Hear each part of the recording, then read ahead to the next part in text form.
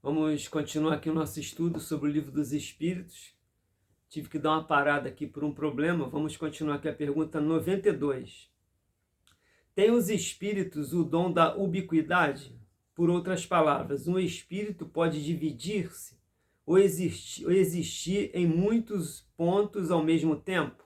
Ou seja, será que é possível a divisão de um espírito? Ele pode estar aqui e ali ao mesmo tempo? E a resposta dos espíritos: não pode haver divisão de um mesmo espírito, mas cada um é um centro que irradia para diversos lados. Isso é o que faz parecer estar um espírito em muitos lugares ao mesmo tempo. Vês o Sol? É um somente, no entanto, irradia em todos os sentidos e leva muito longe os seus raios, contudo não se divide. Então, o espírito, qual é a definição que nós temos do espírito na sua criação? Simples e único. Simples, não é? Que ele não tem conhecimento de nada, ele está começando do zero a sua trajetória, a sua caminhada, e único, já diz tudo. Espírito não tem divisão. Ah, alma gêmea, é história, é mito, não é? Isso é poesia. Alma gêmea significa espíritos afins. Que eu tenho muita afinidade com a minha esposa tem muita afinidade comigo, então a gente vive relativamente bem. São afinidades, mas o espírito é único, ele não se divide. Mas olha o exemplo maravilhoso. Vejamos o sol. Inclusive está um dia lindo no Rio de Janeiro, do nosso inverno aqui carioca, se aproximando da primavera, não é? Dia lindo com esse sol maravilhoso. Ele é único e ele chega na Pavuna, no Leblon, na Barra da Tijuca, em Jacarepaguá, em Niterói, em São Paulo, em Minas Gerais, no Nordeste, no sul do Brasil, não é isso? Na França, na Inglaterra, enfim, ele atinge, ele se irradia. Assim são os espíritos. A gente tem relato de Jesus. Fico pensando como é que Jesus falava para uma multidão. Pensa. Se a gente fala aí para um grupo de 20, 30 pessoas, a gente já precisa de um microfone, uma caixinha de som, algum aparelho, não é isso? Imagina o Cristo. Por quê? É o poder de irradiar. Percebe? Entende? Então, quanto mais o espírito ele ascende na escala espiritual, quanto mais essa luz brilha, literalmente, ela irradia. Certo dia, no trabalho mediúnico, eu faço parte do trabalho mediúnico da Casa Espírita, da Casa da Santíssima, não é?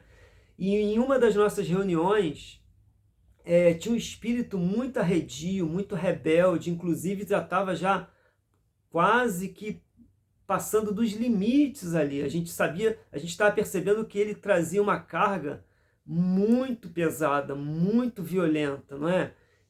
E eu tive uma visão mediúnica. Naquele momento, eu vi um dos espíritos da casa, um dos trabalhadores, que acendeu como uma tocha na minha frente, e na frente do espírito.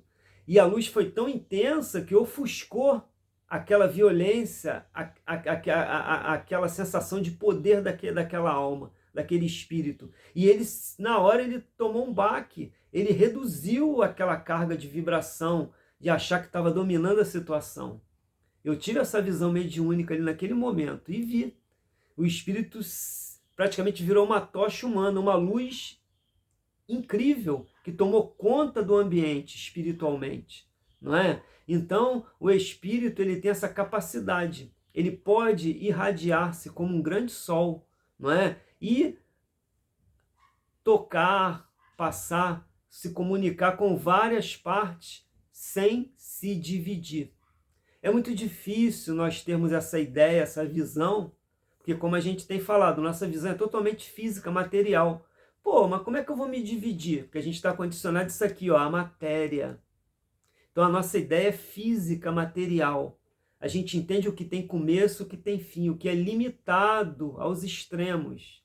E nós sabemos que o perispírito é uma coisa que tem a capacidade de expansão, não é isso? Então o espírito, quanto mais se eleva, maior o seu poder de se expandir, de tocar, de abraçar, várias pessoas ou vários locais sem se dividir, tá bom? Então vamos lá. Aí tem uma subpergunta aqui, 92A. Todos os espíritos irradiam com igual força? Muito interessante a resposta do Kardec. E a gente praticamente já respondeu, não é? Então todos os espíritos têm o mesmo poder de radiação, essa força? E a resposta, longe disso. Essa força depende do grau de pureza de cada um. Então veja, de acordo com a condição daquele espírito, ele tem essa capacidade de irradiar maior ou menor alcance dessa luz, desse seu pensamento, desse seu poder de atuação, não é?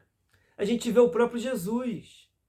Imagina coordenar um planeta inteiro, o planeta Terra, com milhões e milhões de almas, de pessoas encarnadas, de problemas. Claro que tem os seus assistentes por toda parte, tem os espíritos trabalhadores que tudo é trabalho, mas Jesus dá conta desse planeta, como um governador, um diretor espiritual que nos tem sido passado, né? Por isso que ele diz, eu sou o caminho, a verdade e a vida. Ninguém vai ao Pai se não for por mim.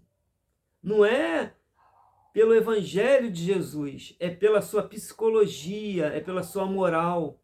Eu posso ser budista, posso ser outra religião, não o cristianismo, né? Outro líder religioso, filósofo aqui, espiritualista. E se eu tiver uma conduta de acordo com a proposta de Jesus, eu chegarei lá. Então ele mostrando que todo aquele que está em acordo com ele está seguindo as diretrizes dessa liderança, desse grande mestre e amigo que é Jesus. Então tem que realmente ser uma criatura já muito elevada, não é isso? Então, de acordo com o grau evolutivo do espírito, ele irradia mais ou menos luz, tá ok? Ele consegue se irradiar com maior facilidade e maior alcance. E aqui tem um comentário do Kardec aqui para a gente finalizar o nosso estudo de hoje. Cada espírito é uma unidade indivisível, mas cada um pode lançar seus pensamentos para diversos lados, sem que se fracione para tal efeito. Nesse sentido, unicamente, é que se deve entender o dom da ubiquidade atribuído aos espíritos. Dá-se com eles o que se dá com uma centelha, que projeta longe de sua claridade e pode ser percebida de todos os pontos do horizonte. Ou ainda, o que se dá com um homem que, sem mudar de lugar e sem se fracionar, transmite ordens, sinais, movimentos a diferentes pontos. Veja, então é o que a gente conversou aqui, não é isso? Então é aquela situação que você pode estar aqui e transmitindo suas ordens, o seu pensamento, os seus gestos, os seus comandos para uma multidão, de acordo com a sua condição.